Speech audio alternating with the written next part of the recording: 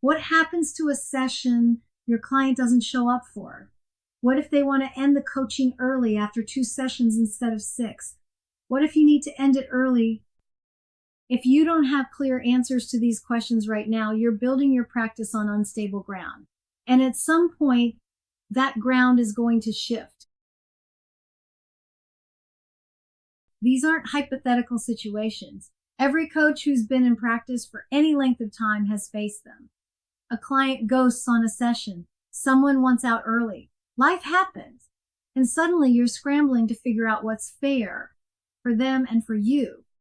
Without clear policies, you end up making decisions in the moment, often from a place of frustration or resentment, and that's not good for anyone. Defining these terms up front before there's any tension prevents awkward conversations and protects your income. It also protects the relationship. When everyone knows the rules from the start, nobody feels blindsided when those rules come into play. ICF includes fees, duration, and termination right there in marker 3.03, alongside logistics, scheduling, and confidentiality. Here's what I want you to notice. The marker doesn't tell you what your fees should be. It doesn't say how long your engagements must last. It says you need to reach agreement with your client about these parameters. You have freedom here. You get to structure your practice in a way that works for your life and your business model. But whatever you decide, it needs to be communicated clearly. This isn't about being rigid. It's about being professional. So let's talk about money. I know it can feel uncomfortable, but here's the reality. Money is part of professional relationships, and clarity around it protects everyone. How much does your coaching cost? What is your client paying? Are you charging per session, per month, or per package? When is payment due upfront, monthly, before each session? If you offer payment plans, what do those look like? And here's one coaches often forget to think about until it comes up. What's your refund policy? Are fees refundable? Under what circumstances? Get clear on all of this. Put it in writing. A clear agreement protects both you and your client from misunderstandings down the road. What's the duration of the coaching? And I mean that 2 ways, because it might mean how many months and it might mean how many sessions. Some coaches work in defined packages, 6 sessions, 12 sessions, a 3-month engagement.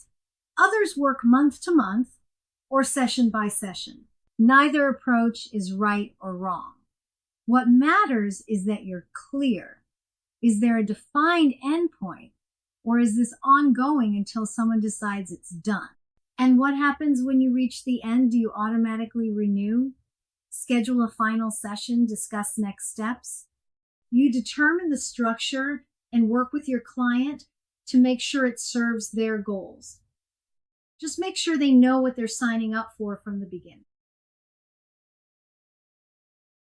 Now here's where it gets real. What happens if they cancel?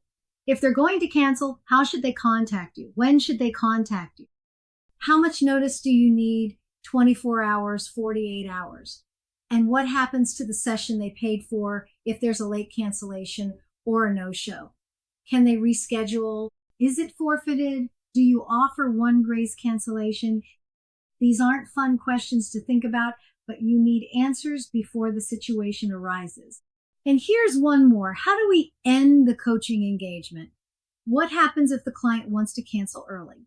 Or if the coach wants to cancel early? How do we handle that? Having clear policies isn't about being rigid.